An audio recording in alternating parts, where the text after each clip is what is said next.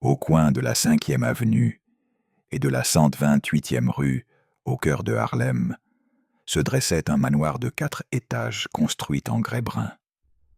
Pendant des décennies, ses fenêtres sont restées condamnées, ses portes scellées de l'intérieur. Les buissons du jardin avant avaient poussé sans contrôle jusqu'à dissimuler la façade, formant une barrière végétale séparant la maison du reste du monde. Les lierres grimpaient le long des murs de briques, recouvrant les cadres des fenêtres, cachant ce qui avait autrefois été des moulures élégantes et des ornements victoriens. Les voisins passaient devant chaque jour, en allant au travail, à l'église, à l'épicerie du coin. Certains accéléraient instinctivement le pas, sans savoir exactement pourquoi. D'autres traversaient la rue pour l'éviter, comme si la maison elle-même émanait quelque chose qui repoussait les passants.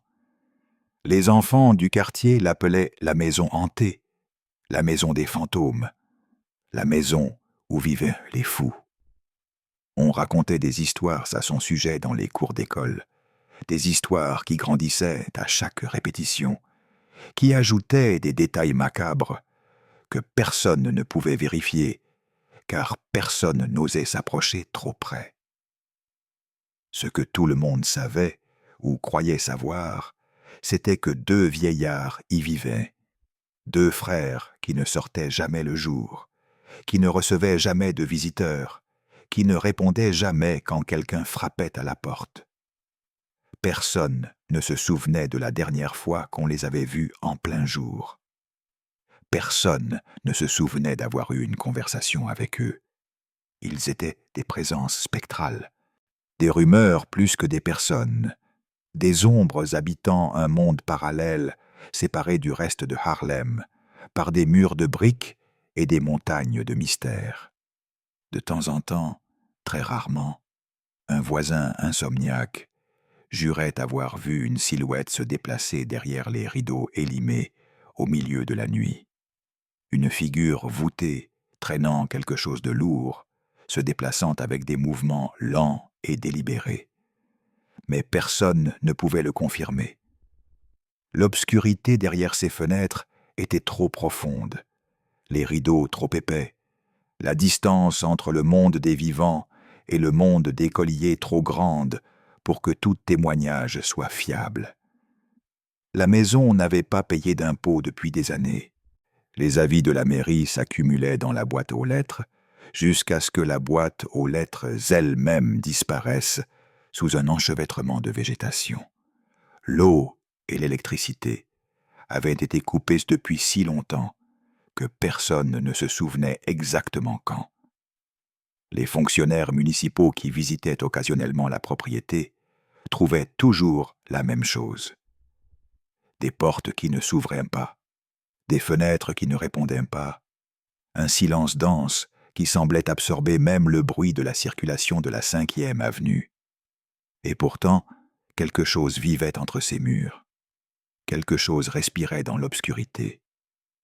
Les rats qui émergeaient occasionnellement du jardin avant étaient la preuve qu'il y avait de la vie à l'intérieur, même si c'était une vie qui se nourrissait de décomposition. La fumée qui s'élevait parfois d'une cheminée lors des nuits les plus froides indiquait que quelqu'un faisait du feu, que quelqu'un essayait de maintenir la chaleur au milieu de ce mausolée urbain. Les voisins les plus anciens du quartier se souvenaient d'une époque différente. Ils se souvenaient quand le manoir Collier avait été l'un des plus élégants du quartier, quand la famille qui l'habitait était respectée et enviée à parts égales. Ils se souvenaient du docteur Hermann Collier, arrivant dans sa calèche, avec sa sacoche noire de médecin, saluant poliment les passants.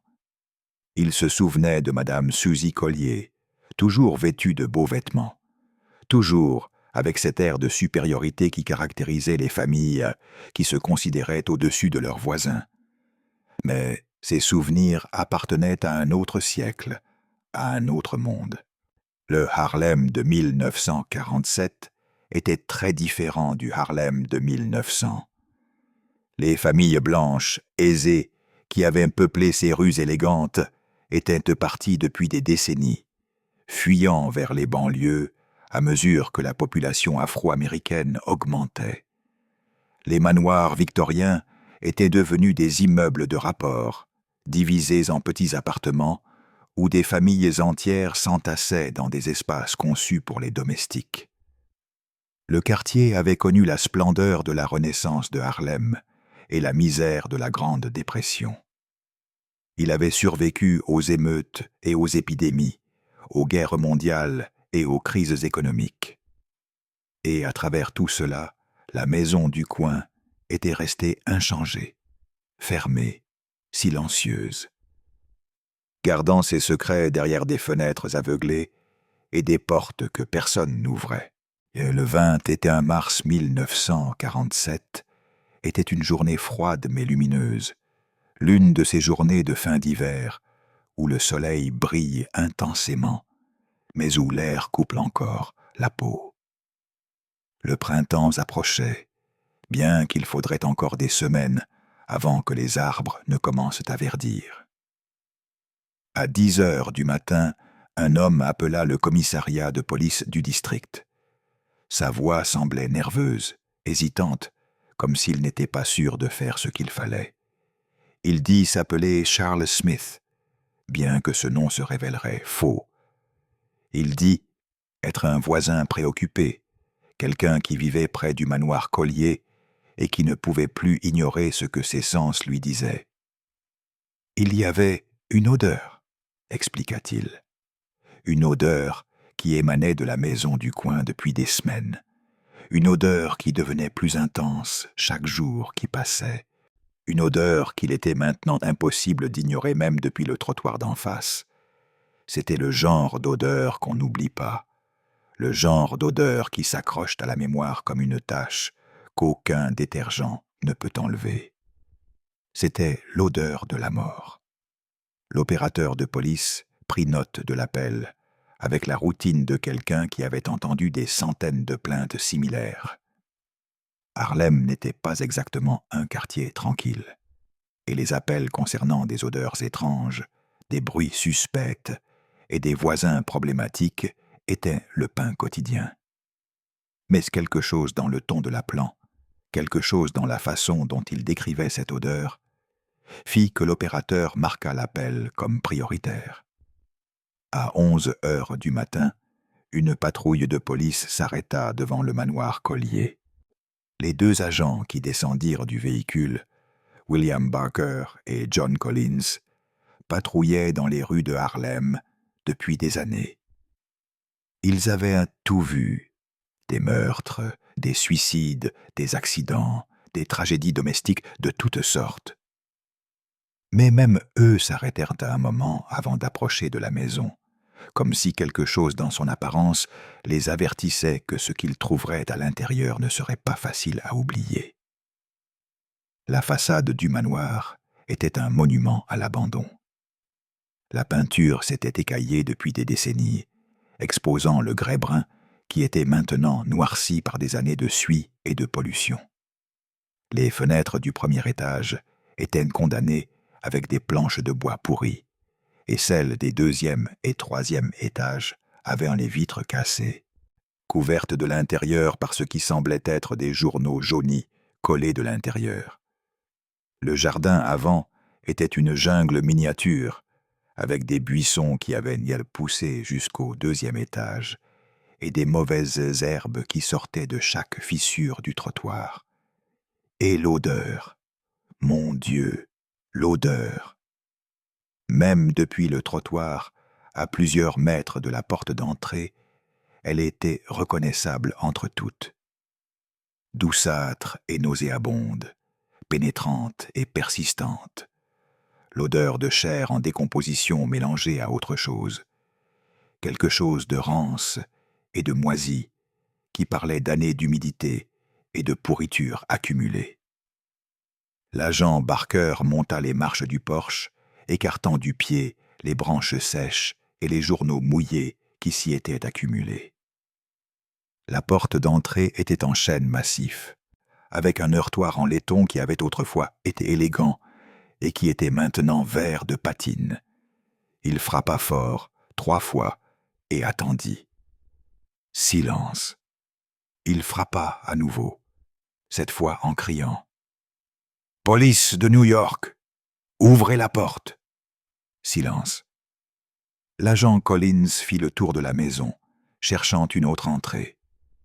Il trouva une porte latérale menant au sous-sol, mais elle était bloquée de l'intérieur par ce qui semblait être une montagne d'objets empilés contre elle. Les fenêtres du sous-sol étaient également obstruées, remplies jusqu'au cadre de journaux, de boîtes et de ce qui semblait être des pièces de machines rouillées. Il revint à l'avant en secouant la tête. Il n'y avait aucun moyen d'entrer par aucun côté. Les 2 agents se regardèrent, pesant leurs options. Techniquement, ils n'avaient pas de mandat de perquisition, et il n'y avait aucune preuve qu'un crime avait été commis.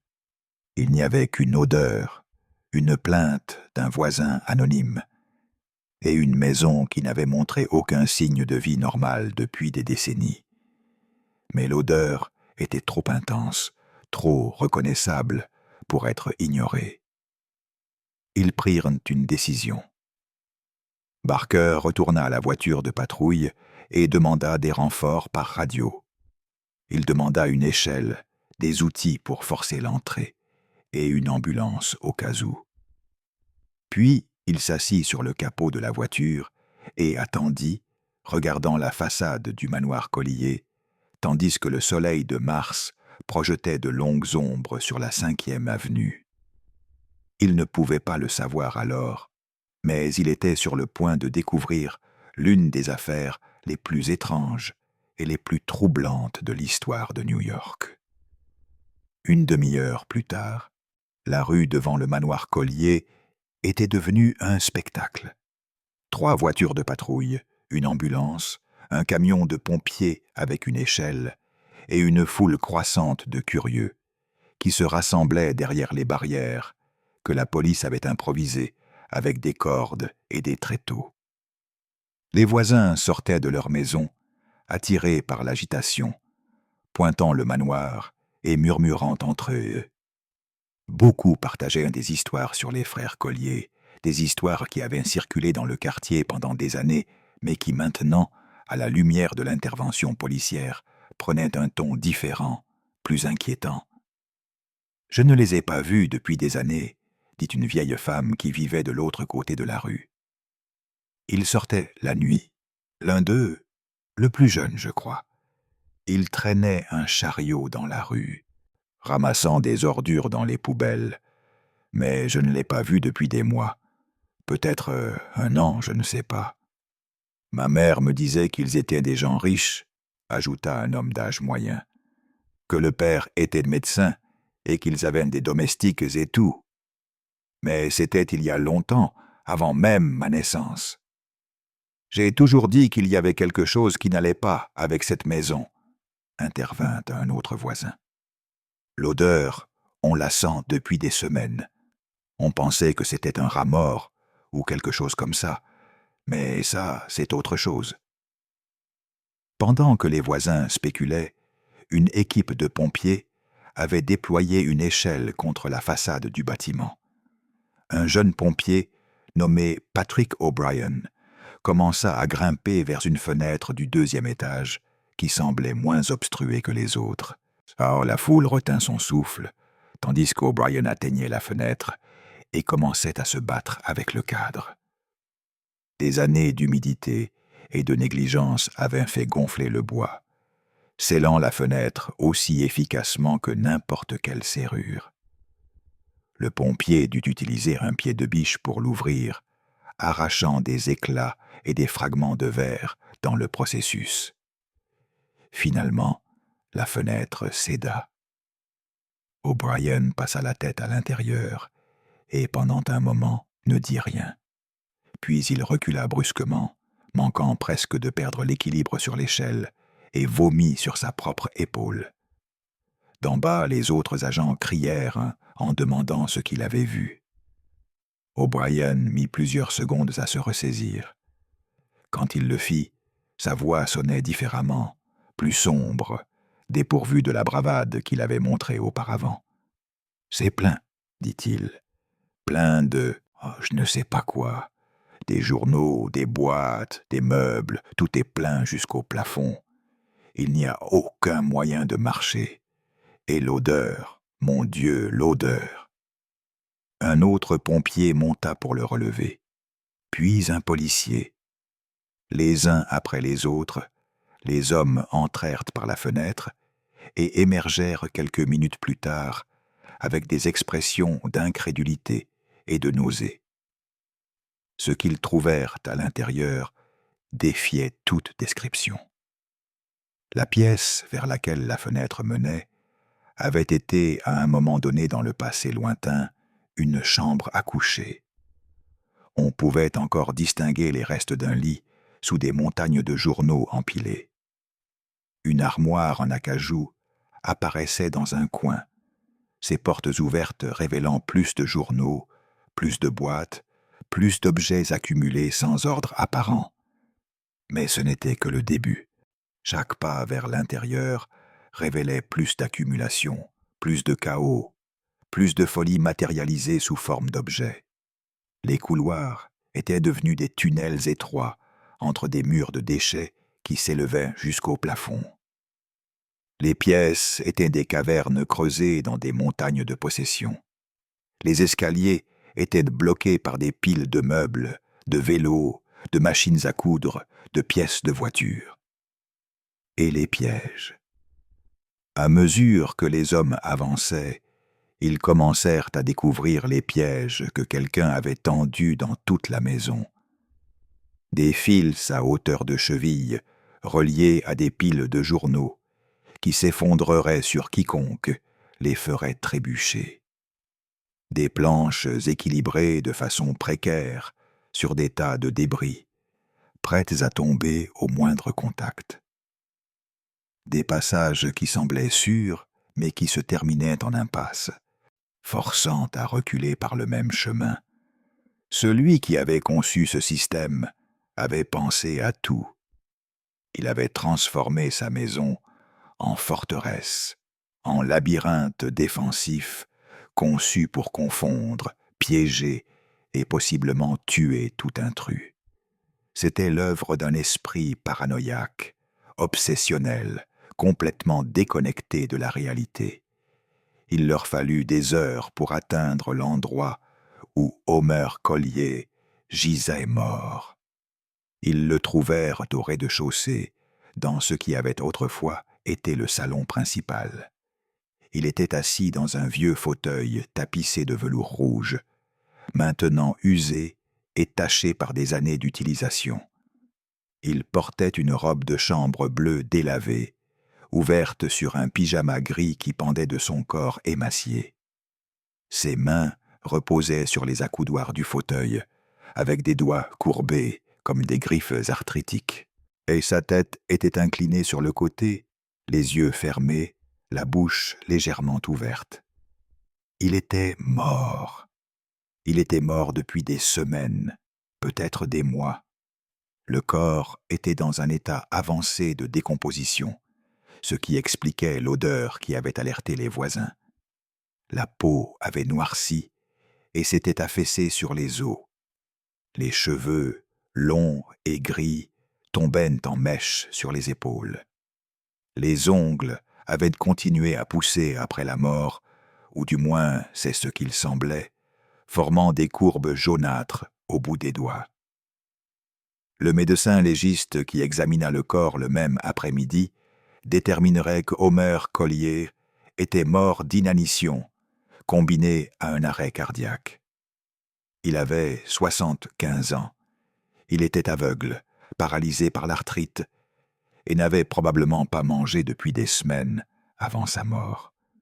Son corps, qui de son vivant avait pesé environ 80 kilos, n'atteignait pas 40 kilos quand ils le trouvèrent. Mais ce n'était pas tout. Alors qu'ils enlevaient le corps d'Homer et commençaient à cataloguer le contenu de la maison, les enquêteurs commencèrent à se poser une question de plus en plus urgente. Où était son frère ? La police avait supposé qu'il trouverait l'Anglais Collier, quelque part dans la maison, probablement mort lui aussi, probablement dans un état similaire à celui d'Homère. Mais à mesure que les heures passaient et que les équipes de recherche fouillaient chaque coin accessible du manoir, l'Anglais n'apparaissait pas. Ils vérifièrent au que le sous-sol, se frayant un chemin à travers des montagnes de charbon et de bois de chauffage, que quelqu'un avait accumulé là pendant des décennies. Ils vérifièrent le grenier, où ils trouvèrent plus de journaux, plus de meubles cassés, plus de vélos rouillés. Ils vérifièrent chaque pièce, chaque placard, chaque espace qu'un être humain pouvait occuper. Rien. L'Anglais Collier avait disparu. Pour comprendre comment les frères Collier en étaient arrivés là, nous devons remonter près d'un siècle en arrière, au New York de l'âge doré, quand la ville était transformée par des hommes de fortune qui érigeaient des manoirs comme témoignage de leur succès et de leur ambition. Herman Livingston Collier naquit en 1857 dans une famille de classe moyenne aisée. Son père était commerçant, sa mère femme au foyer, et dès son plus jeune âge, il montra une inclination pour la médecine que ses parents encouragèrent avec enthousiasme. Il étudia à l'Université Columbia, obtint son diplôme avec mention, et établit un cabinet de gynécologie qui devint bientôt l'un des plus prestigieux de Manhattan. Le docteur Collier soignait les familles les plus riches de la ville. Il mettait au monde des bébés dans les manoirs de la 5e avenue, dans les résidences de Park Avenue, dans les propriétés de Long Island. Ses honoraires étaient élevés, sa réputation impeccable, sa position dans la société new-yorkaise assurée. En 1881, Herman Collier rencontra Susie Gage Frost lors d'une réception donnée par l'un de ses patients les plus distingués. Susie était une femme d'une beauté conventionnelle, mais d'une lignée impressionnante. Elle pouvait retracer sa généalogie jusqu'aux passagers du Mayflower, ces pèlerins qui étaient arrivés en Amérique en 1620, fuyant les persécutions religieuses. Dans une société obsédée par les origines, par la pureté du sang américain, Susie Frost était un parti extraordinaire. Ils se marièrent en 1882, lors d'une cérémonie célébrée à l'église de la Trinité, avec la crème de la société new-yorkaise comme témoin. La mariée portait une robe de soie blanche importée de Paris. Le marié portait un habit de cérémonie confectionné par le meilleur tailleur de la ville. Les journaux de l'époque consacrèrent des colonnes entières à décrire l'élégance de l'événement, les noms illustres des invités, les perspectives brillantes du jeune couple. Le 3 novembre 1883, Homer Lusk Collier naquit, premier fils du mariage. Ce fut un accouchement difficile, assisté par Herman Collier lui-même avec l'aide d'un collègue, et Susie mit des mois à se remettre complètement. Les médecins l'avertirent qu'une autre grossesse pourrait être dangereuse, mais elle n'écouta pas. Elle voulait plus d'enfants. Elle voulait une grande famille, comme celle qu'elle voyait dans les pages mondaines des journaux. Langley Wakeman Collier naquit le 3 octobre 1885, 2 ans après son frère. La naissance fut plus facile cette fois, mais les suites laissèrent Susie incapable d'avoir d'autres enfants. Ces 2 garçons seraient les seuls, les héritiers d'une fortune qui semblait destinée à croître indéfiniment. Les frères Collier grandirent dans une atmosphère de privilège absolu. La famille déménagea dans le manoir de la 128e rue quand Homer avait 5 ans et l'Anglais 3. C'était l'une des maisons les plus élégantes du quartier, avec 4 étages de grès brun, des plafonds hauts, des moulures ornées et un jardin arrière qui s'étendait jusqu'à la rue suivante. Ils avaient des gouvernantes qui leur enseignaient le français et l'allemand, des précepteurs qui les préparaient aux meilleures universités des domestiques qui répondaient à tous leurs caprices. Ils passaient leurs étés à Newport, leurs Noëls chez des parents à Boston. Ils voyageaient en Europe tous les quelques ans pour s'imprégner de la culture du vieux monde. Mais malgré tout ce privilège, ou peut-être à cause de lui, les frères Collier n'apprirent jamais à se rapporter normalement au monde extérieur. Suzy Collier était, selon tous les témoignages qui ont survécu, une femme au caractère difficile. Elle était possessive envers ses enfants jusqu'à l'obsession. Elle les tenait à l'écart des autres enfants du quartier, convaincue qu'ils étaient une mauvaise influence. Elle les surveillait constamment, contrôlant chaque aspect de leur vie, de ce qu'ils mangeaient à ce qu'ils lisaient, des vêtements qu'ils portaient aux pensées qu'ils exprimaient.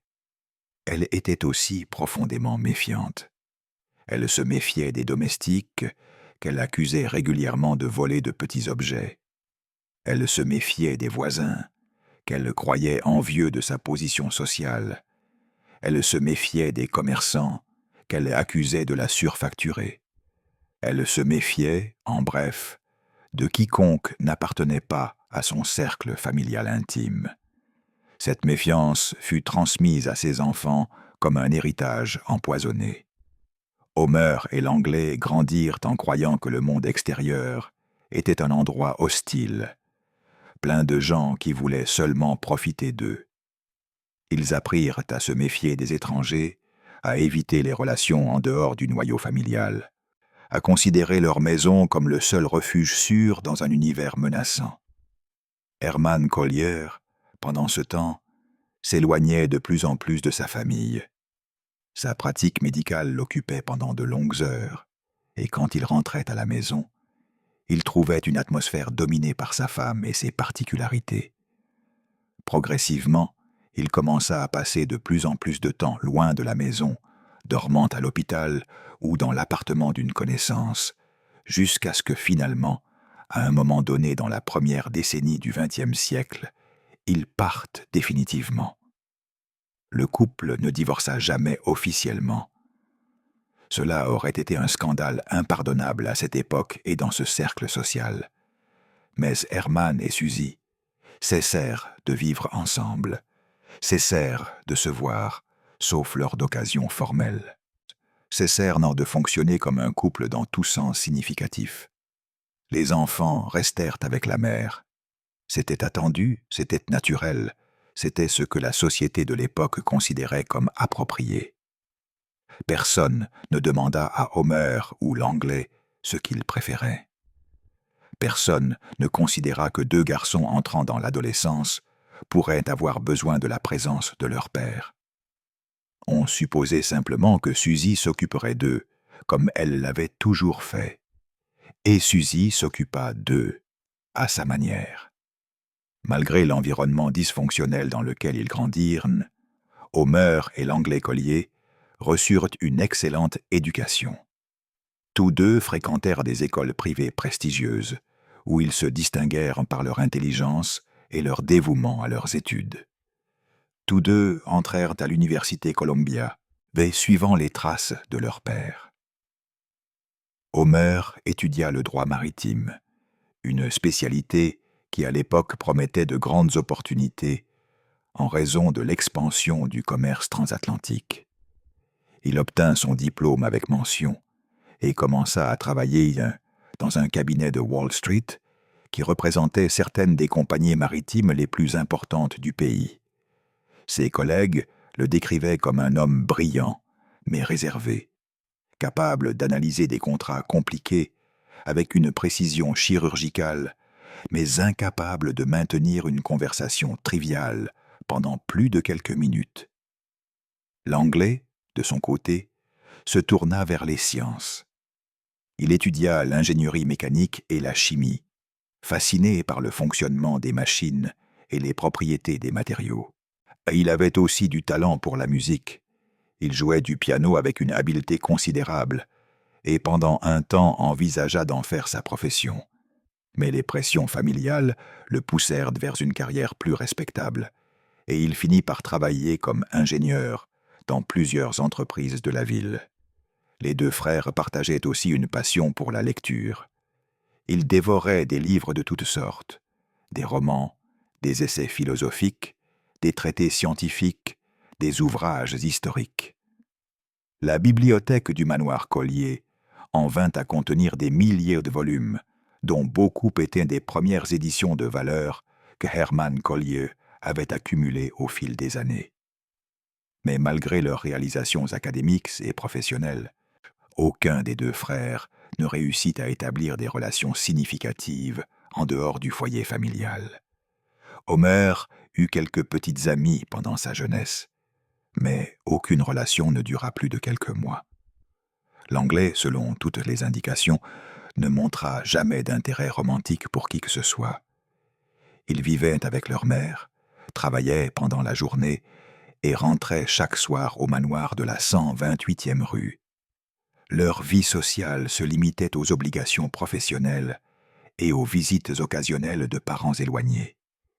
Ils n'avaient pas d'amis proches, ils n'appartenaient pas à des clubs ou des associations, ils ne participaient pas à la vie de la communauté. Ils étaient, dans le sens le plus littéral du terme, des ermites au milieu de l'une des villes les plus animées du monde. Le XXe siècle apporta des changements qui ébranlèrent les fondements du monde que les Collier connaissaient. La Première Guerre mondiale éclata en 1914, et bien que les États-Unis ne soient entrés dans le conflit qu'en 1917, ses effets se firent sentir dans tout le pays. L'économie fluctuait violemment, des fortunes se faisaient et se défaisaient du jour au lendemain, et les certitudes qui avaient défini la vie de la classe supérieure américaine commençaient à s'effriter. Homer Collier fut appelé au service militaire, mais fut déclaré inapte en raison de problèmes de vision qui commençaient déjà à se manifester. L'Anglais, pour des raisons qui ne sont pas claires dans les archives historiques, évita également le service militaire. Tandis que des milliers de jeunes Américains traversaient l'Atlantique pour combattre dans les tranchées de France, les frères Collier restaient dans leur manoir de Harlem, inconscients du cataclysme qui transformait le monde. Après la guerre, vinrent les années 20, la décennie du jazz, de la prohibition et d'un boom économique qui semblait ne pas avoir de fin. New York devint la capitale du monde, une métropole frénétique où tout semblait possible et où rien n'était interdit sauf l'alcool, et même pas cela si l'on savait où chercher. Mais les Collier ne participèrent pas à la fête. Pour eux, les années 20 furent une période de repli, d'isolement croissant, de séparation graduelle du monde qui changeait autour d'eux. Harlem, le quartier où ils avaient grandi, subissait une transformation radicale. Les familles blanches de classe supérieure qui avaient peuplé ces rues élégantes déménageaient vers les banlieues, fuyant ce qu'elles percevaient comme une invasion, l'arrivée massive d'Afro-Américains du Sud, attirés par les opportunités d'emploi du Nord industriel.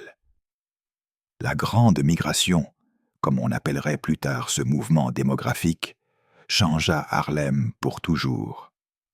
Les manoirs victoriens devinrent des immeubles de rapport. Les clubs exclusifs fermèrent leurs portes pour être remplacés par des bars de jazz et des salles de danse. Les rues qui avaient autrefois été le domaine de familles, comme les Collier, se remplirent de musique, de couleurs et d'une nouvelle énergie que les anciens résidents ne comprenaient pas et craignaient souvent. Les Collier restèrent.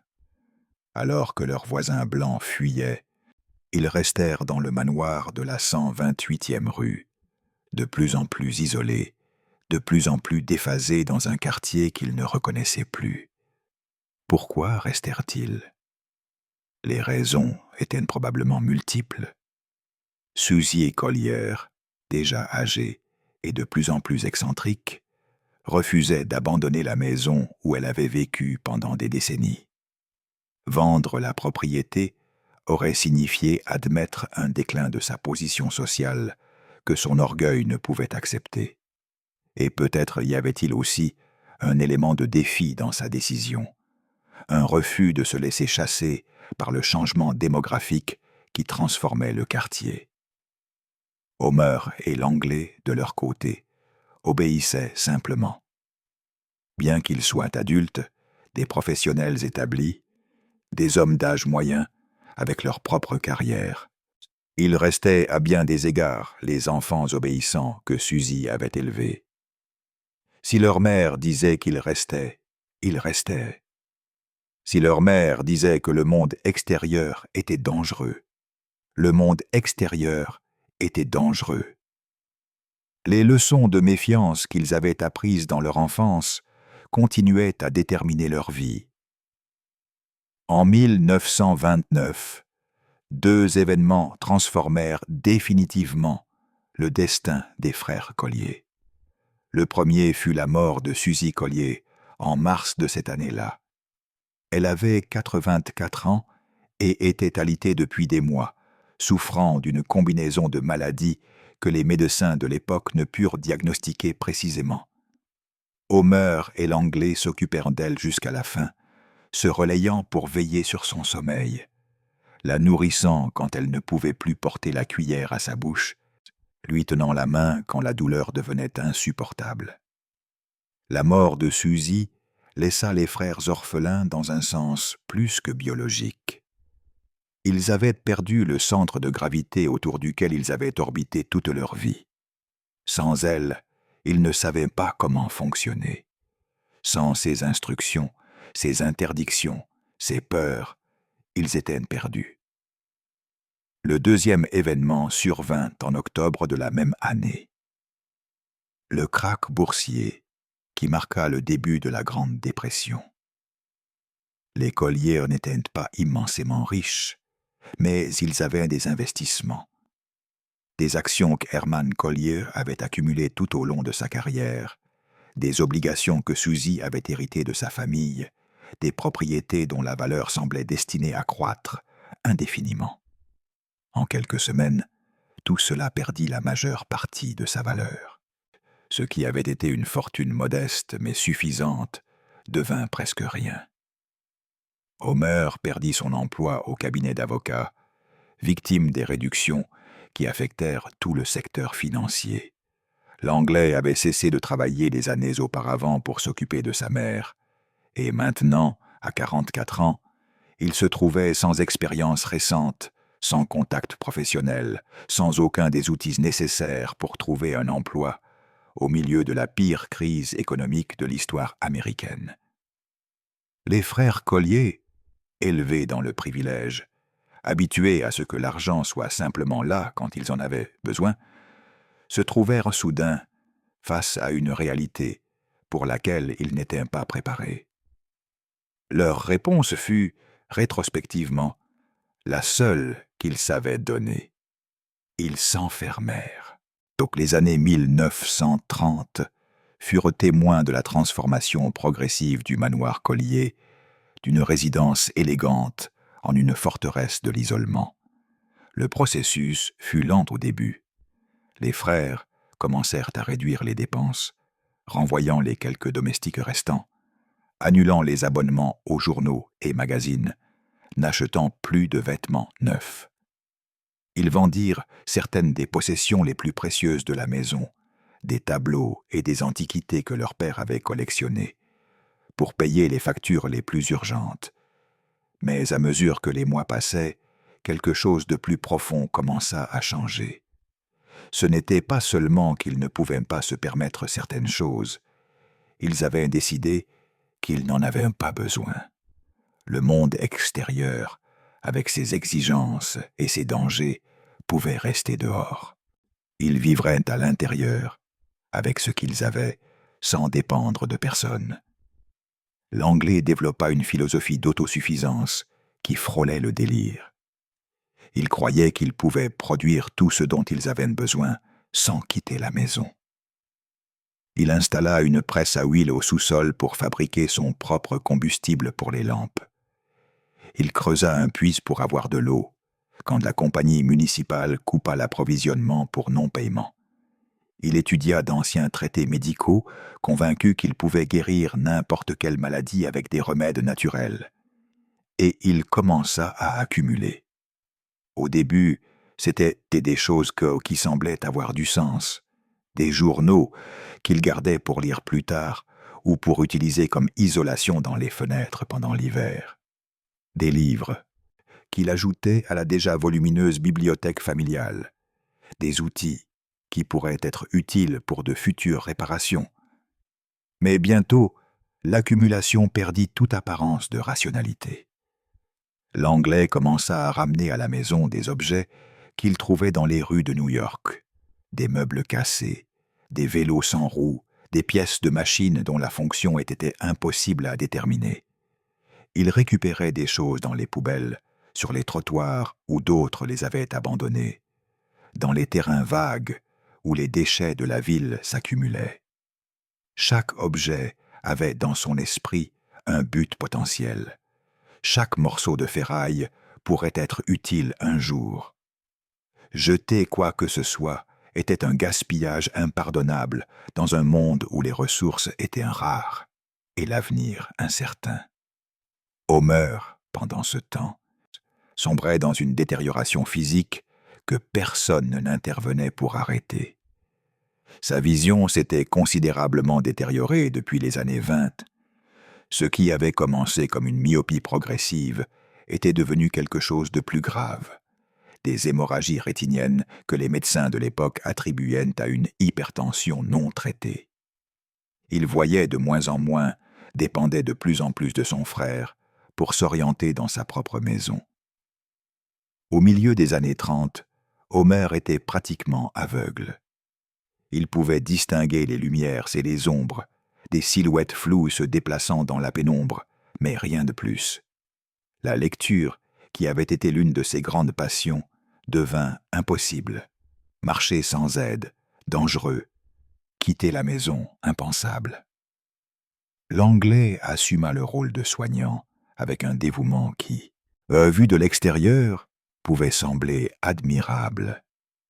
Il devint les yeux de son frère, décrivant à Homer le monde qu'il ne pouvait plus voir. Il devint ses jambes, le guidant à travers les couloirs de plus en plus étroits du manoir. Il devint son seul lien avec la réalité extérieure, un lien que l'Anglais contrôlait absolument.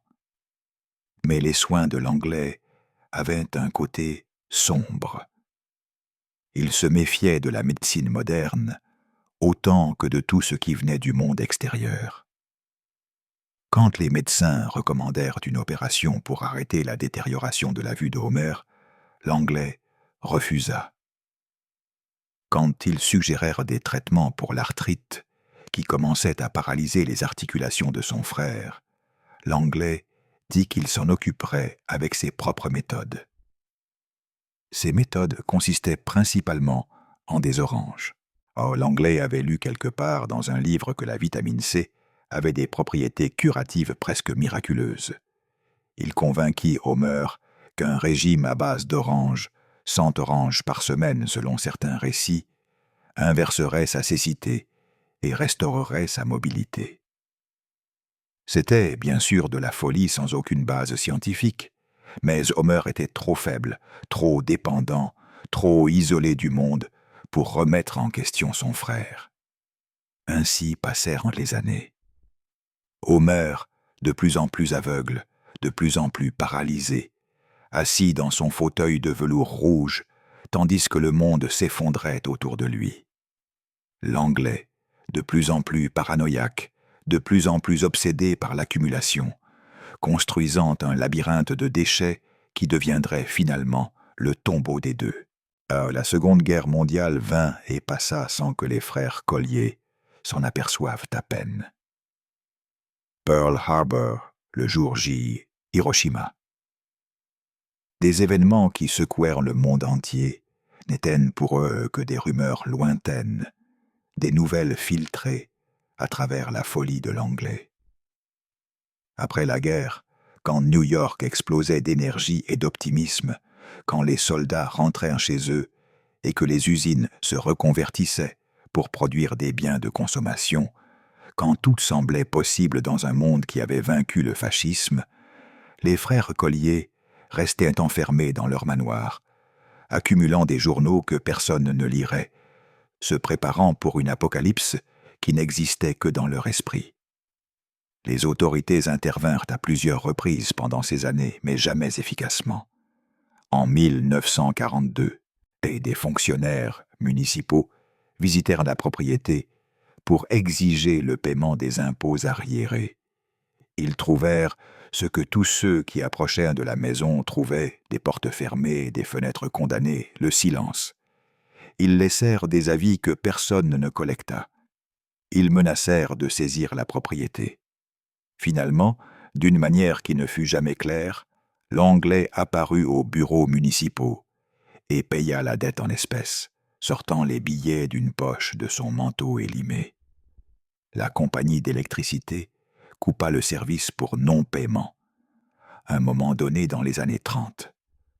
L'Anglais répondit en installant des lampes à kérosène et en accumulant assez de bougies pour éclairer une église. Quand ils coupèrent le gaz, il avait déjà cessé de l'utiliser depuis longtemps, préférant son propre poêle à bois. Quand ils coupèrent l'eau qu'il a eue, il creusa un puits. Chaque déconnexion était pour lui une victoire, une preuve de plus qu'il pouvait vivre sans dépendre de personne. Les voisins appelaient régulièrement la police.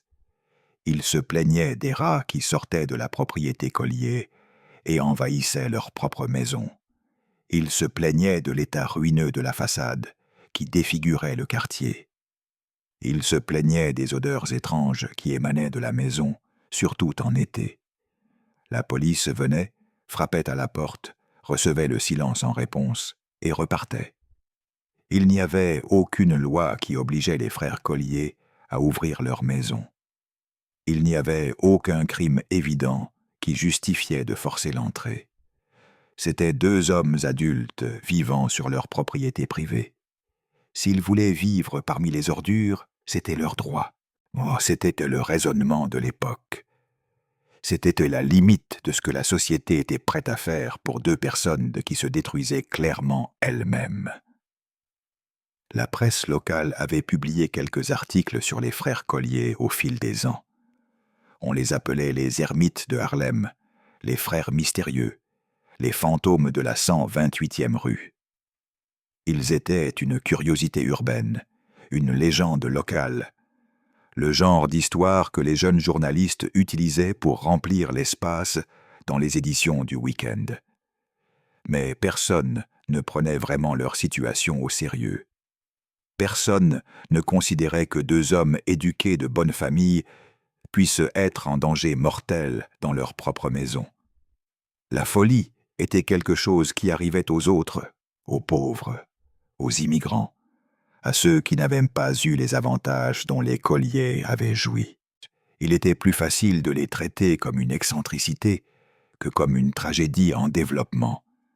Les dernières années des frères Collier passèrent dans une obscurité presque totale, dans un isolement qui n'était plus volontaire, mais était devenu une prison dont il n'y avait pas d'échappatoire.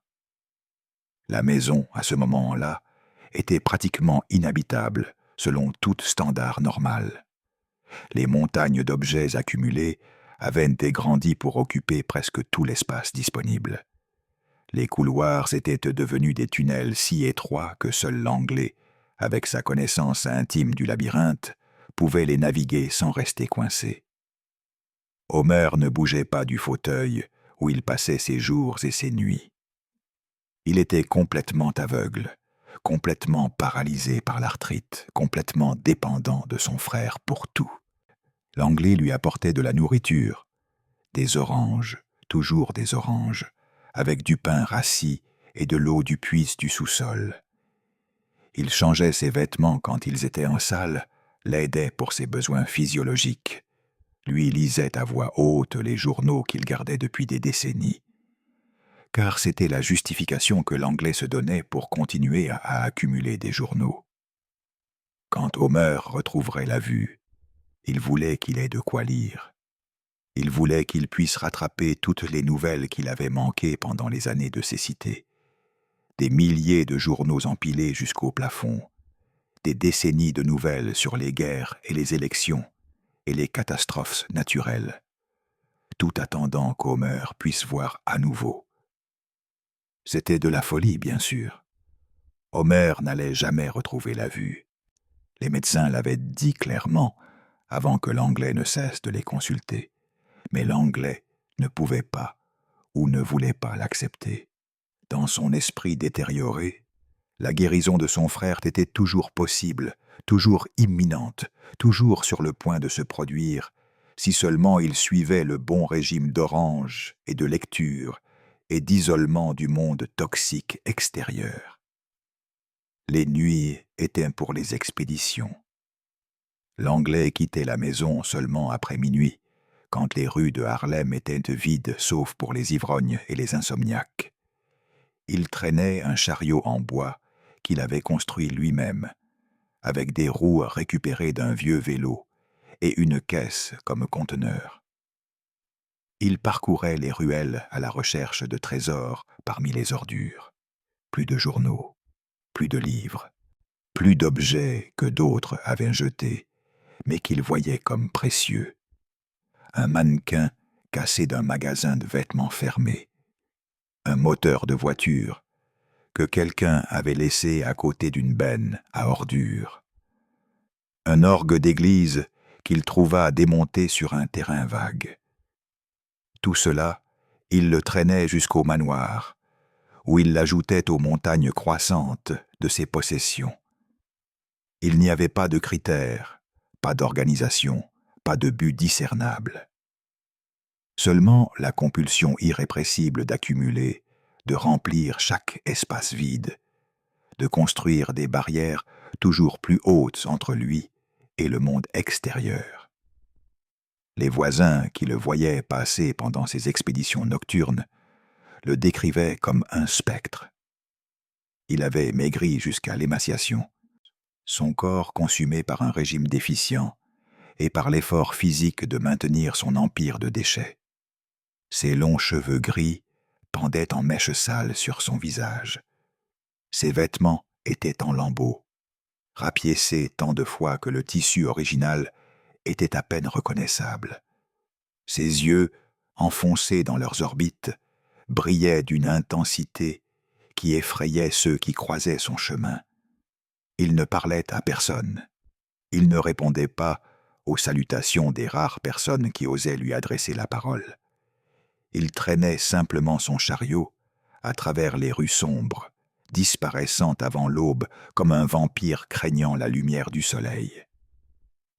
Quelle pensée traversait l'esprit de l'Anglais pendant ces nuits solitaires? Quelle conversation avait-il avec lui-même en errant dans les rues d'un quartier qu'il reconnaissait à peine? Croyait-il vraiment qu'il faisait ce qu'il fallait, qu'il prenait soin de son frère, qu'il le protégeait du monde cruel qui les avait abandonnés? Il n'y a aucun moyen de le savoir. Les réponses à ces questions moururent avec lui, enterrées sous des tonnes de journaux jaunis. À un moment donné, au début de 1947, probablement en janvier ou février, Homer Collier mourut. Personne ne sait exactement quand cela s'est produit. Personne ne sait quelles furent ses dernières paroles, s'il en dit.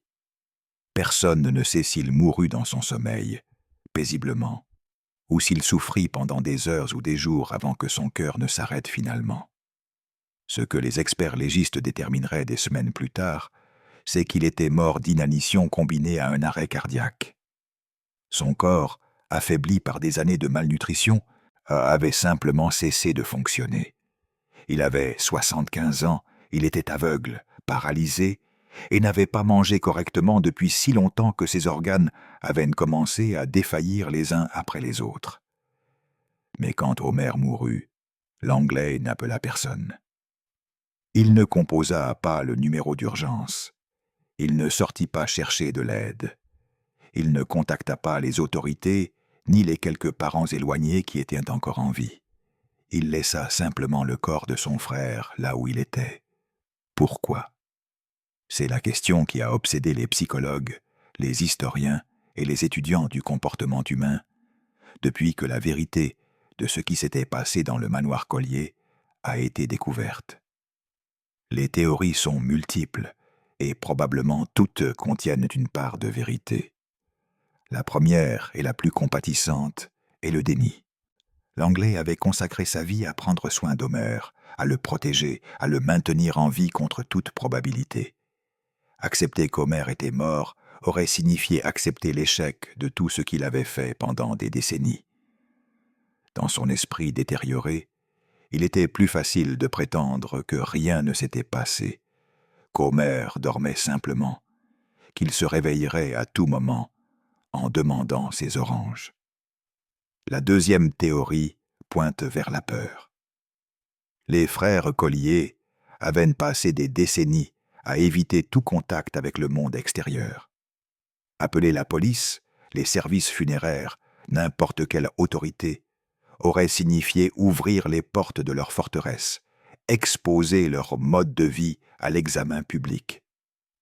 L'Anglais, dans sa paranoïa, craignait ce qui se passerait si quelqu'un voyait l'intérieur de la maison.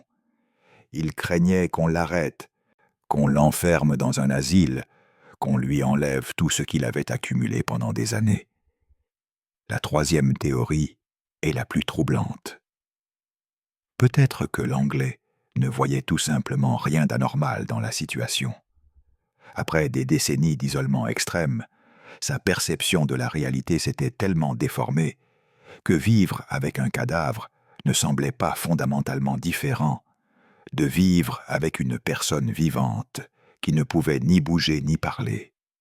Homer n'avait guère été plus qu'une masse immobile dans un fauteuil pendant des années. Que cette masse cesse de respirer était un changement mineur, presque imperceptible, dans la routine quotidienne de l'Anglais. Quelle que soit la raison, le résultat fut le même. L'Anglais continua à vivre dans la maison pendant des semaines, peut-être des mois, avec le corps d'Homère se décomposant à quelques mètres de distance. Il continua à sortir la nuit pour chercher plus d'objets pour sa collection. Il continua à traîner son chariot à travers les rues vides de Harlem. Il continua à naviguer dans les tunnels de déchets de son labyrinthe domestique. Et l'odeur de la mort commença à filtrer vers l'extérieur. Au début, elle était subtile, à peine perceptible, facile à attribuer aux rats ou aux ordures accumulées dans le jardin. Mais à mesure que les semaines passaient, l'odeur s'intensifia. Elle devint plus pénétrante, plus douceâtre, plus indubitablement organique. Les voisins commencèrent à se plaindre. Des appels à la police mentionnant des odeurs étranges provenant de la maison du coin. Des lettres à la mairie demandant que quelqu'un fasse quelque chose pour la propriété abandonnée. Des rumeurs circulant dans le quartier sur ce qui pourrait se passer derrière ces fenêtres condamnées. Mais personne n'agit. Personne ne voulait être le premier à forcer l'entrée d'une propriété privée. Personne ne voulait assumer la responsabilité de ce qu'il pourrait trouver à l'intérieur. Jusqu'au 21 mars 1947. Quand la police entra finalement dans le manoir Collier et trouva le corps d'Homère, ils supposèrent que l'affaire était résolue. Un vieil homme malade était mort chez lui, et son frère était probablement mort lui aussi, quelque part dans le labyrinthe de déchets. Mais alors qu'ils enlevaient le corps d'Homère et commençaient à cataloguer le contenu de la maison, l'Anglais n'apparaissait pas. Les équipes de recherche travaillèrent pendant des jours, enlevant des montagnes de journaux, poussant de côté des meubles cassés, se frayant un chemin à travers des tunnels qui s'effondraient derrière eux. Ils trouvèrent des choses incroyables. 14 pianos à queue, une Ford Model T démontée pièce par pièce, des squelettes de chats et de chiens qui s'étaient retrouvés piégés dans le labyrinthe, des organes humains conservés dans des bocaux de formaldéhyde qui avaient appartenu au père, des milliers de bouteilles vides, des armes anciennes rouillées, des machines dont personne ne pouvait déterminer la fonction. Mais ils ne trouvèrent pas l'anglais. La presse, qui était arrivée en masse pour couvrir l'histoire, spéculait sauvagement. Peut-être que l'anglais s'était enfui avant l'entrée de la police. Peut-être qu'il se cachait quelque part dans la ville, observant de loin alors qu'il démontait l'œuvre de sa vie. Peut-être qu'il était mort il y a des années et que son corps avait été dévoré par les rats.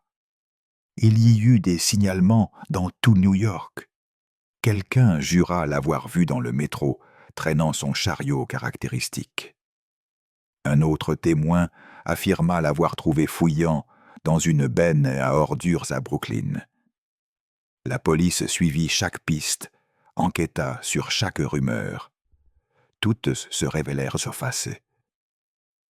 La vérité était beaucoup plus simple et beaucoup plus terrible. Le 9 avril 1947, 18 jours après la découverte du corps d'Homer, un ouvrier nommé Joseph Schwab, qui enlevait des déchets au rez-de-chaussée du manoir, trouva quelque chose de différent. Parmi les journaux et les débris, quelque chose qui ressemblait à un pied humain dépassait. C'était l'anglais. Son corps avait été là tout le temps, à moins de 3 mètres de l'endroit où Homer avait été trouvé, enterré sous une avalanche de ses propres possessions. Les équipes de recherche étaient passées à côté de lui des dizaines de fois sans se rendre compte, sans soupçonner que la masse informe de journaux qu'ils enlevaient dissimulait les restes de l'homme qu'ils cherchaient. L'autopsie révéla la cause de la mort. L'anglais était mort écrasé et asphyxié par l'un de ses propres pièges. En naviguant à travers l'un des tunnels de déchets, probablement en portant de la nourriture vers Homer, il avait trébuché sur un fil qu'il avait lui-même tendu. La pile de journaux au-dessus de sa tête, équilibrée de façon précaire comme défense contre les intrus, s'était effondrée sur lui. Il s'était retrouvé piégé face contre terre, incapable de bouger, incapable de crier, capable de se libérer du poids de milliers de journaux qui l'écrasaient contre le sol. Il était mort lentement, d'asphyxie, enterré vivant par les choses mêmes qu'il avait passé des années à accumuler. Les experts légistes estimèrent que l'anglais était mort environ 1 mois avant Homer, ce qui signifiait quelque chose d'extraordinaire et de terrible. Homer, aveugle et paralysé, avait passé ses dernières semaines de vie complètement seul, sans nourriture parce que l'anglais ne pouvait plus lui en apporter, sans eau parce que l'anglais ne pouvait plus la remonter du puits, sans aucun moyen d'appeler à l'aide parce que les fenêtres étaient condamnées et les portes scellées, et personne dans le monde extérieur ne savait ni ne se souciait de ce qui se passait dans cette maison. Il était mort de faim, lentement, douloureusement, appelant peut-être un frère qui gisait mort à quelques mètres de distance, sans savoir que ses cris tombaient dans des oreilles qui ne pouvaient plus entendre. La révélation secoua New York, tout le pays, le monde entier. Voici une tragédie qui dépassait toute fiction gothique, une horreur domestique de proportions inimaginables. La nouvelle de ce qui s'était passé dans le manoir Collier se répandit comme une traînée de poudre à travers les médias de l'époque. Les journaux de New York, puis ceux de tout le pays, consacrèrent des pages entières à couvrir l'histoire. Les radios interrompaient en leurs programmes réguliers pour donner des mises à jour sur les découvertes dans la maison. Les magazines illustrés publiaient des photographies des montagnes de déchets enlevés par des ouvriers portant des masques. Les gros titres rivalisaient pour être les plus sensationnels. Maison de l'horreur à Harlem. Frères enterrés vivants dans leurs propres ordures. Le mystère des ermites de la 128e rue. Chaque jour apportait de nouvelles révélations sur ce que les équipes de nettoyage avaient trouvé. chaque objet plus étrange que le précédent, chaque détail plus macabre. Le public était également fasciné et horrifié. L'histoire des colliers touchait quelque chose de profond dans la psyché américaine. La peur de l'isolement, de la folie, de la possibilité que n'importe qui puisse se perdre de cette façon si les circonstances étaient réunies. Voici deux hommes qui avaient eu tous les avantages: l'éducation, l'argent, la position sociale. Et pourtant, ils avaient fini enterrés dans des ordures, mortes de la manière la plus solitaire et pathétique imaginable. Comment était-ce possible? Qu'est-ce qui avait échoué? Et cela pourrait-il arriver à n'importe qui?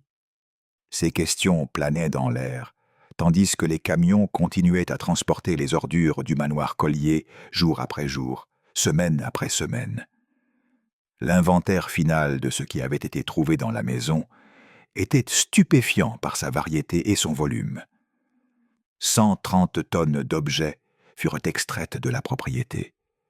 130 tonnes de journaux, de livres, de meubles, d'instruments de musique, de pièces de machines, d'armes, de vêtements, d'outils, et de milliers d'autres objets qui défiaient toute catégorisation. Parmi les trouvailles les plus notables, il y avait 14 pianos à queue, dont un Steinway de concert, qui avait autrefois valu une fortune, une Ford Model T de 1920, complètement démonté et stocké pièce par pièce dans différentes pièces, un orgue à tuyaux de la taille d'une église, des dizaines de violons, dont certains étaient des instruments de valeur, plus de 25 000 livres, dont beaucoup étaient des premières éditions rares et précieuses, des centaines de mètres de tissus inutilisés, des tonnes de charbon stockés au sous-sol, une collection d'armes qui comprenait des mousquets de la guerre civile et des sabres anciens, du matériel médical qui avait appartenu au père, des horloges de toutes sortes, des montres de poche aux horloges murales de la taille d'une armoire, des vélos, des tricycles, des poussettes, des machines à coudre, manuelles et électriques, des phonographes et des disques de vinyle, une machine à rayon X entièrement fonctionnelle, et des journaux, surtout des journaux, c'est des décennies de journaux, des millions de pages de nouvelles sur des événements dont personne ne se souvenait plus, sur des personnes qui étaient mortes depuis longtemps, sur un monde qui avait irréversiblement changé, tandis que les frères Collier restaient enfermés dans leur capsule temporelle. Les journaux les plus anciens dataient des années 1890, avant même la naissance des frères. Les plus récents étaient des semaines précédant la mort de l'Anglais, preuve qu'il avait continué ses expéditions nocturnes presque jusqu'à la fin. Que valait tout cela? Les experts qui examinèrent les objets récupérés estimèrent que, au total, les possessions des Collier auraient pu valoir plusieurs centaines de milliers de dollars si elles avaient été vendues dans des conditions normales. Mais des décennies d'humidité, de rats et de négligence avaient réduit presque tout à des déchets sans valeur. Les pianos étaient détruits par les termites. Les livres étaient pourris par l'humidité. Les instruments étaient rouillés au-delà de toute réparation. La majeure partie de ce qui fut extrait alla directement à la décharge. Quelques objets furent conservés comme curiosités, donnés à des musées ou vendus à des collectionneurs morbides. Le reste fut détruit, incinéré, éliminé de la surface de la terre, comme s'il n'avait jamais existé. Le manoir de la 128e rue fut démoli pendant l'été 1947. La structure avait été tellement affaiblie par l'extraction de son contenu que les autorités déterminèrent qu'elle représentait un danger public. Les équipes de démolition le rasèrent en quelques jours, réduisant en décombres ce qui avait été le foyer des Collier pendant plus d'un demi-siècle. À sa place, la ville de New York construisit un petit parc, un espace vert modeste, avec quelques bancs, quelques arbres, une aire de jeu pour les enfants. On l'appela le parc des frères Collier, bien qu'au fil des ans, le nom changerait simplement pour un numéro, essayant peut-être d'effacer l'association avec la tragédie qui s'était produite à cet endroit. Mais les voisins les plus anciens se souviennent encore. Ils appellent encore cet endroit le parc des frères fous, l'endroit où vivaient les fantômes, le mémorial involontaire de deux hommes qui se sont perdus dans les ténèbres de leur propre esprit. L'affaire des frères Collier eut des répercussions qui allèrent au-delà du sensationnalisme médiatique initial. Sur le plan juridique, l'affaire exposa les limites des lois existantes pour intervenir dans des situations d'autonégligence extrême. Les fonctionnaires municipaux qui avaient essayé d'agir au fil des années s'étaient toujours heurtés au même obstacle. Les frères Collier étaient des adultes, ils étaient propriétaires de leur propriété, ils n'avaient commis aucun crime évident. Sans ordonnance judiciaire spécifique, sans plainte formelle pour abus, sans preuve concrète que quelqu'un était en danger, les autorités manquaient d'outils juridiques pour intervenir. Après l'affaire, le conseil municipal de New York adopta ce qui devint officieusement connu comme la loi Collier, une série de réglementations qui permettait aux inspecteurs de la ville d'intervenir dans les cas d'accumulation extrême de déchets représentant un danger pour la santé publique. La loi donnait aux fonctionnaires l'autorité d'entrer dans les propriétés privées, d'ordonner un nettoyage forcé et même d'hospitaliser des personnes considérées incapables de prendre soin d'elles-mêmes. C'était une étape importante, bien qu'elle soit arrivée trop tard pour Homer et l'Anglais. Et comme les années suivantes le montreraient, l'existence de lois ne garantit pas leur application effective. Des cas similaires à celui des Collier continueraient à se produire, à New York et dans les villes du monde entier, malgré les nouvelles réglementations. Sur le plan médical et psychologique, l'affaire Collier devint un point de référence pour l'étude de ce que nous connaissons aujourd'hui comme le trouble d'accumulation compulsive. Les psychiatres de l'époque, travaillant avec les outils limités dont ils disposaient, essayèrent d'analyser ce qui avait conduit l'Anglais Collier à se comporter de cette façon. Les théories étaient variées. Certains pointaient vers un trouble obsessionnel compulsif extrême, exacerbé par des décennies d'isolement. D'autres voyaient des symptômes de troubles de la personnalité paranoïaque dans la méfiance pathologique de l'Anglais envers le monde extérieur. Certains spéculaient sur d'éventuelles lésions cérébrales causées par la malnutrition ou l'exposition à des substances toxiques dans la maison. La vérité combinait probablement des éléments de toutes ces théories. Les frères Collier étaient des cas complexes, des personnes dont la psychopathologie s'était développée au cours de décennies d'isolement et de renforcement mutuel. Ils ne pouvaient pas être réduits à un seul diagnostic, à une seule explication simple. Ce qui était clair, c'est que l'accumulation extrême, loin d'être une simple excentricité, était un symptôme de problèmes psychologiques profonds qui nécessitait une intervention professionnelle. Le terme « syndrome de Collier » commença à être utilisé dans les cercles médicaux pour décrire les cas d'accumulation pathologique combinés à une autonégligence sévère, généralement chez des personnes âgées vivant seules. Des décennies plus tard, en 2013, le trouble d'accumulation serait officiellement reconnu comme un diagnostic indépendant dans le Manuel diagnostique et statistique des troubles mentaux, le DSM-5. Les critères diagnostiques comprenaient une difficulté persistante à se débarrasser des possessions, une détresse significative associée au fait de s'en défaire, et une accumulation qui compromettait l'utilisation normale des espaces de vie. Les frères Collier, sans le savoir, avaient donné un nom à une condition qui affecte des millions de personnes dans le monde. Mais au-delà des aspects juridiques et médicaux, l'affaire Collier souleva des questions plus profondes sur la société qui avaient permis que cette tragédie se produise. Comment était-il possible que deux personnes vivent dans ces conditions pendant des décennies sans que personne n'intervienne efficacement? Comment était-il possible que les voisins, les autorités et les services sociaux aient échoué si complètement à protéger des personnes qui étaient clairement en danger? Les réponses étaient inconfortables parce qu'elles pointaient vers des échecs systémiques qui allaient au-delà du cas individuel des Collier. Et les voisins avaient remarqué les signes d'alerte pendant des années.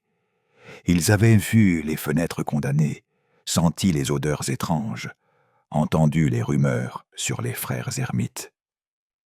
Mais ils avaient choisi de ne pas s'impliquer. Il était plus facile de traverser la rue, de détourner le regard, de se dire que ce n'était pas leurs affaires. Après tout, les Collier étaient des gens étranges, des gens qui ne voulaient clairement pas être dérangés. Qui était-on pour s'imposer dans leur vie? Les autorités avaient reçu de nombreuses plaintes au fil des ans. Elles avaient visité la propriété à plusieurs reprises.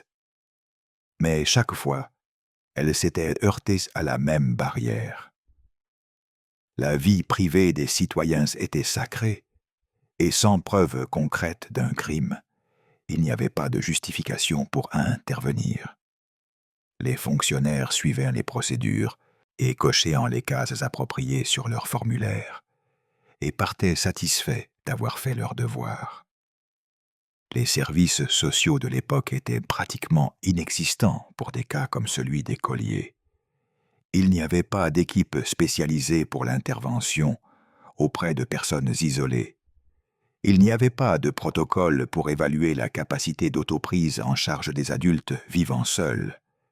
Il n'y avait pas de réseau de soutien communautaire qui aurait pu détecter les problèmes avant qu'ils ne deviennent irréversibles.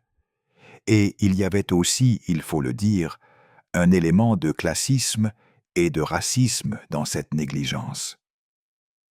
Les Collier étaient deux hommes blancs âgés d'une bonne famille, vivant dans un quartier devenu à prédominance noire.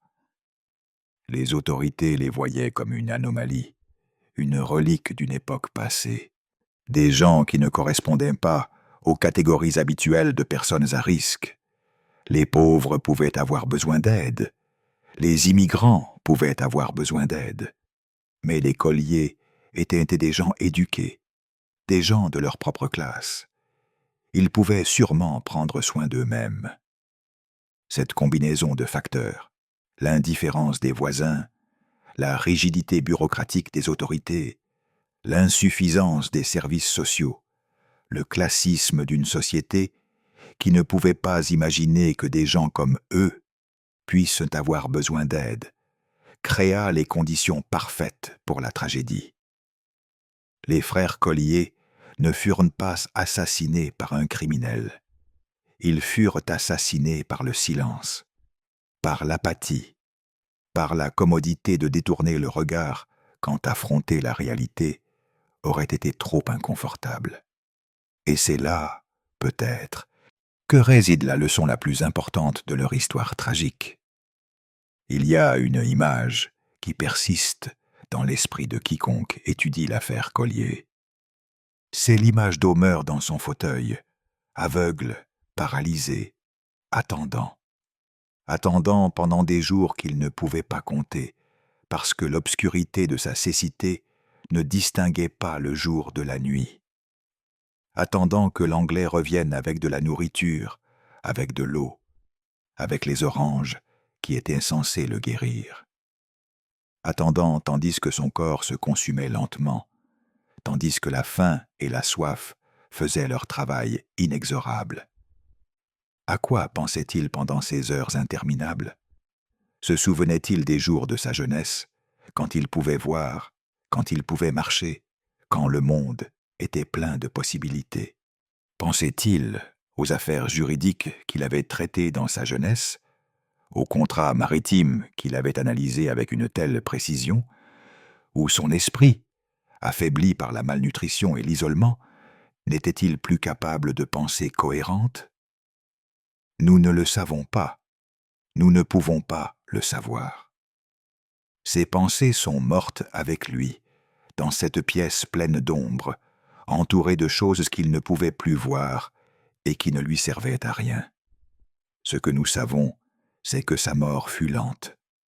Les experts légistes estimèrent qu'il lui fallut des jours, peut-être des semaines, pour mourir, après que l'Anglais eut cessé de lui apporter de la nourriture.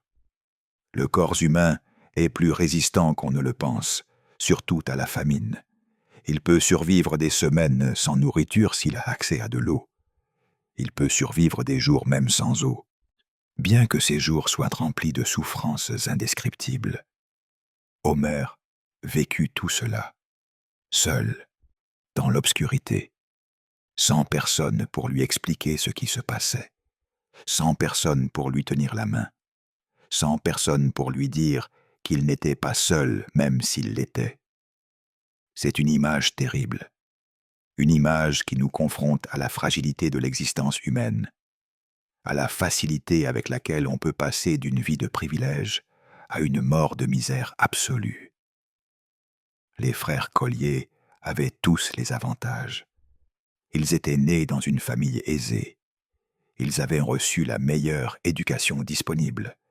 Ils avaient eu des opportunités que la plupart des gens de leur époque ne pouvaient même pas imaginer. Et pourtant, ils en arrivèrent là. L'un écrasé sous des montagnes de vieux journaux, l'autre mourant de faim à quelques mètres de distance, appelant un frère qui ne répondrait jamais. Qu'est-ce qui a échoué? Où le chemin s'est-il tordu? Y avait-il un moment spécifique où tout aurait pu être différent? Une décision qui, prise autrement, aurait changé le destin des deux? Il y eut probablement beaucoup de ces moments. La première fois que l'Anglais décida de garder un vieux journal au lieu de le jeter. La première fois que les frères déclinèrent une invitation sociale pour rester à la maison. La première fois qu'ils décidèrent d'ignorer les conseils d'un médecin parce que l'Anglais croyait en savoir plus. Chacune de ces petites décisions, apparemment insignifiantes à l'époque, fut un pas de plus vers l'abîme. L'isolement ne se produit pas d'un coup.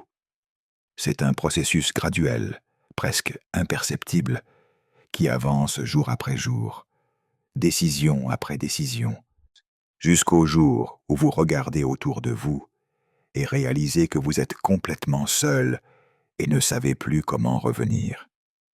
Les frères Collier parcoururent ce chemin pendant des décennies, et quand ils atteignirent finalement la fin, quand il n'y avait plus de retour possible, personne n'était là pour les aider. C'est la tragédie ultime de leur histoire. Ils ne moururent pas parce que personne ne pouvait les aider. Ils moururent parce que personne n'essaya assez fort. Ils moururent parce qu'il était plus facile de les ignorer que de confronter la réalité de ce qui se passait derrière ces fenêtres condamnées. Et c'est la leçon que nous devons emporter avec nous. Les corps d'Homer et l'Anglais Collier furent enterrés au cimetière de Cypress Hills, à Brooklyn. Pendant des décennies, leurs tombes restèrent sans inscription.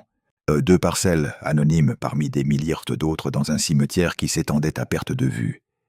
Il n'y eut pas de funérailles publiques, pas de cérémonie religieuse que l'on sache, pas de parents qui vinrent dire au revoir, parce que les quelques cousins éloignés qui restaient avaient perdu le contact avec les frères des décennies auparavant, et ne savaient probablement même pas qu'ils étaient morts, jusqu'à ce qu'ils le lisent dans les journaux. La succession des Collier fut mise aux enchères pour payer les dettes qu'ils avaient accumulées. des impôts arriérés, des factures de services publics jamais payées, les coûts de démolition de la maison et de nettoyage du terrain. Ce qui restait, après avoir tout payé, ce qui n'était pas grand-chose, fut distribué entre des parents éloignés, qui se souvenaient à peine des noms des défunts. Et ce fut tout. 2 vies qui avaient commencé, avec tant de privilèges, tant de promesses, tant de potentiel, finissaient réduites à une entrée dans les registres municipaux, une note de bas de page dans l'histoire de New York, un nom qui serait utilisé pendant des décennies pour décrire une pathologie. Le syndrome de Collier, le trouble de Collier. Les frères Collier comme synonyme de tout ce qui peut mal tourner quand une personne s'isole du monde. C'est un héritage étrange, presque cruel. Homer et l'anglais Collier auraient probablement détesté l'idée que leur nom soit associé à la folie et à l'accumulation pathologique. Ils avaient passé leur vie à essayer de protéger leur vie privée, à tenir le monde à l'écart de leurs affaires. Et maintenant, des décennies après leur mort, ils étaient plus célèbres que jamais, mais pour toutes les mauvaises raisons. Mais peut-être y a-t-il quelque chose d'approprié dans cela.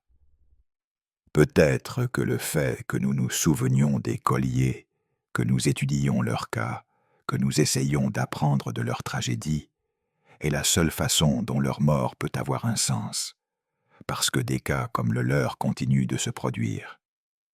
Chaque année, dans des villes du monde entier, on découvre des maisons pleines d'ordures avec des corps enterrés à l'intérieur, des personnes âgées oubliées par leur famille, des malades mentaux abandonnés par un système qui n'a pas les ressources pour les aider, des gens qui, pour une raison ou une autre, ont décidé de se retirer du monde et de construire des forteresses de solitude qui sont finalement devenues leurs tombeaux.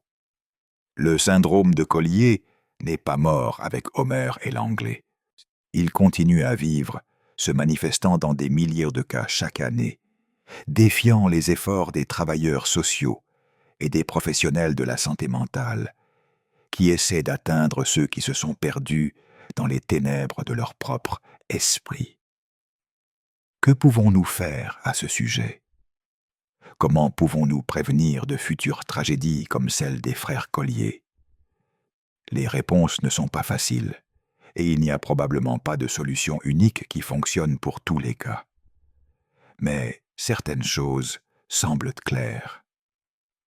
Nous avons besoin de meilleurs systèmes de détection précoce, de moyens d'identifier les personnes à risque avant que leur isolement ne devienne total.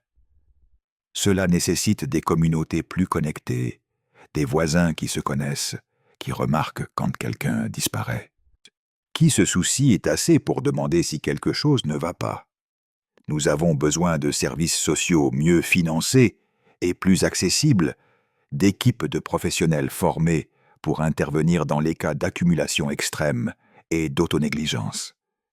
Ces services existent aujourd'hui dans de nombreuses villes, mais ils sont souvent surchargés, sous-financés, incapables de servir tous ceux qui ont besoin d'aide.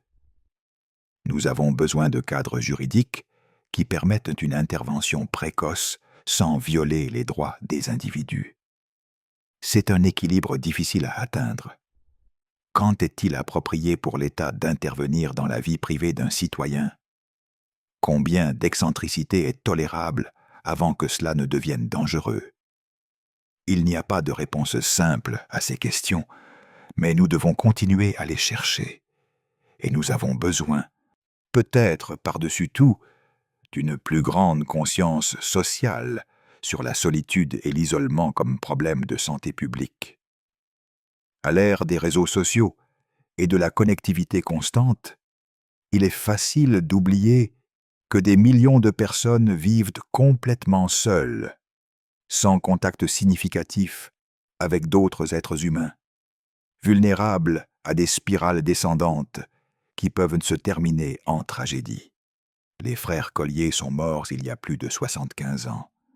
Le monde a énormément changé depuis, mais la capacité humaine à l'isolement, à la méfiance, à construire des murs entre nous et les autres, reste intacte. Chaque jour, quelque part dans le monde, quelqu'un ferme les rideaux et décide de ne plus les ouvrir. Chaque jour, quelqu'un ajoute un objet de plus à une pile qu'il ne peut plus contrôler. Chaque jour, quelqu'un s'éloigne un peu plus du contact humain, convaincu qu'il est plus en sécurité seul, sans réaliser que cette sécurité est une illusion qui finira par le détruire. Que faisons-nous à ce sujet? Dans le parc qui porte le nom des frères Collier, s'il le porte encore, des enfants jouant sans connaître l'histoire du lieu, des mères les surveillent depuis les bancs, bavardant entre elles des trivialités de la vie quotidienne. Des personnes âgées nourrissent les pigeons, profitant du soleil de l'après-midi. C'est une scène normale, paisible, complètement différente du cauchemar qui s'est produit au même endroit il y a des décennies. Mais quelque part à proximité, peut-être dans le même pâté de maison, peut-être à quelques rues de là, quelqu'un est assis dans une pièce pleine d'objets accumulés, ne voyant personne, ne parlant à personne, convaincu que le monde est un endroit dangereux dont il doit se protéger. Le savons-nous? Nous en soucions-nous? Faisons-nous quelque chose à ce sujet? Les frères Collier ne peuvent pas répondre à ces questions.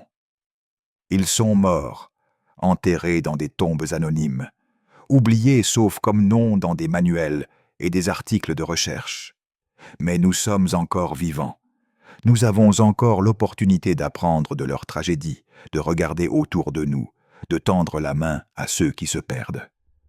La question est de savoir si nous le ferons.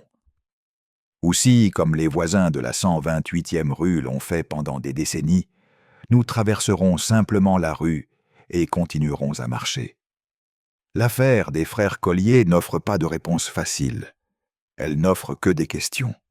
Des questions inconfortables que nous préférons ne pas nous poser, qu'il est plus facile d'ignorer, qui exigent de nous quelque chose de plus que de la curiosité morbide ou une fascination passagère. Elles exigent de l'action. Elles exigent de l'attention. Elles exigent que nous regardions autour de nous et que nous nous demandions s'il y a quelqu'un qui a besoin d'aide, quelqu'un qui se perd, quelqu'un dont l'absence n'a été remarquée par personne. Homer et l'Anglais Collier sont morts. Rien ne peut changer cela. Rien ne peut leur rendre les vies qu'ils ont perdues, les décennies qu'ils ont passées enfermées dans leur prison de déchets, les opportunités qu'ils ont laissées passer, tandis que le monde continuait à tourner sans eux. Mais leur histoire continue à vivre, comme un avertissement, comme un rappel, comme un miroir inconfortable qui nous force à regarder notre propre capacité à l'indifférence. La maison de la 128e rue a été démolie il y a des décennies. Mais des maisons comme celle-là existent encore. Des gens comme les Collier existent encore.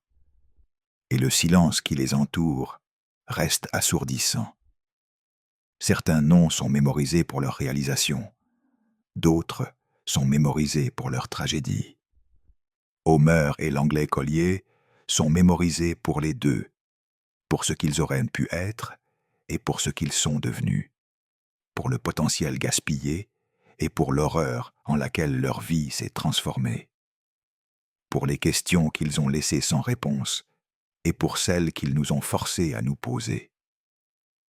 Ils sont un rappel de la fragilité de l'esprit humain, de la facilité avec laquelle on peut se perdre, et de la difficulté qu'il peut y avoir à retrouver le chemin une fois qu'on a commencé à se retirer du monde. Et ils sont un rappel de notre responsabilité envers les autres, que nous vivons en communauté, que cela nous plaise ou non, que ce qui arrive à notre voisin, même au voisin étrange qui ne sort jamais de chez lui, nous concerne tous. Les frères Collier sont morts seuls. Ils sont morts oubliés. Ils sont morts de façon qui aurait pu être évitée si quelqu'un, n'importe qui, avait décidé d'agir. que leur mémoire nous serve à faire les choses différemment. Quelque part dans une ville, en ce moment même, quelqu'un ferme les fenêtres, quelqu'un empile des journaux, quelqu'un se retire du monde, pas à pas, jour après jour, jusqu'à ce que l'abîme devienne insurmontable. Peut-être est-il temps que nous arrêtions de marcher. Peut-être était-il temps que nous frappions à la porte. Le 20 et 1 mars 1947, la police de New York entra dans un manoir rempli d'ordures et trouva les restes de 2 vies détruites. Plus de 75 ans plus tard, la question reste la même. Qui est en train de disparaître en ce moment? Et que faisons-nous à ce sujet?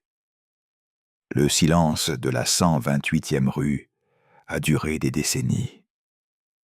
C'était le silence d'un quartier qui avait appris à détourner le regard, d'autorités qui avaient appris à suivre des procédures plutôt que des instincts, d'une société qui avait appris à valoriser la vie privée plutôt que la protection.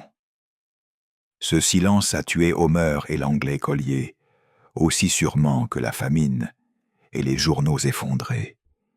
Et ce même silence continue aujourd'hui, dans d'autres maisons, dans d'autres rues, dans d'autres villes.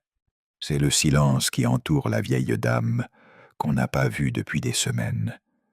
Le silence qui plane sur la maison, avec la pelouse envahie et le courrier qui s'accumule. Le silence qui suit le voisin qui a cessé de répondre à la porte. Nous avons un choix. Nous pouvons maintenir ce silence, comme l'ont fait les voisins de la 128e rue. Nous pouvons nous dire que ce n'est pas nos affaires, que les gens ont droit à leur vie privée, que quelqu'un d'autre fera sûrement quelque chose. Ou nous pouvons le briser. Nous pouvons poser la question que personne n'a posée au sujet des Collier, jusqu'à ce qu'il soit bien trop tard. Est-ce que tout va bien là-dedans? Cette question, posée assez tôt, aurait pu sauver Homer et l'Anglais. Cette question, posée aujourd'hui, pourrait sauver quelqu'un d'autre. C'est une chose si simple, un si petit acte de connexion humaine. Et pourtant, c'est la seule chose qui manquait dans l'histoire des Collier, la seule chose qui aurait pu faire toute la différence. Personne n'a demandé s'ils allaient bien. Personne n'a frappé à la porte avec une véritable préoccupation, plutôt qu'un devoir officiel. Personne ne les a vus comme des personnes plutôt que comme des problèmes. Et ainsi ils sont morts, seuls et oubliés, dans une maison pleine de choses, mais vide d'amour. Ne faisons pas la même erreur. Posons la question. Frappons à la porte. Voyons-nous les uns les autres, vraiment, avant qu'il ne soit trop tard. C'est ce que les frères Collier voudraient, s'ils pouvaient nous parler maintenant. C'est le seul monument qui compte. Pas un parc, pas une plaque, pas un nom dans un manuel médical. Juste l'acte simple de se soucier de ce qui arrive à nos voisins. Juste la volonté de briser le silence. Juste le courage de frapper.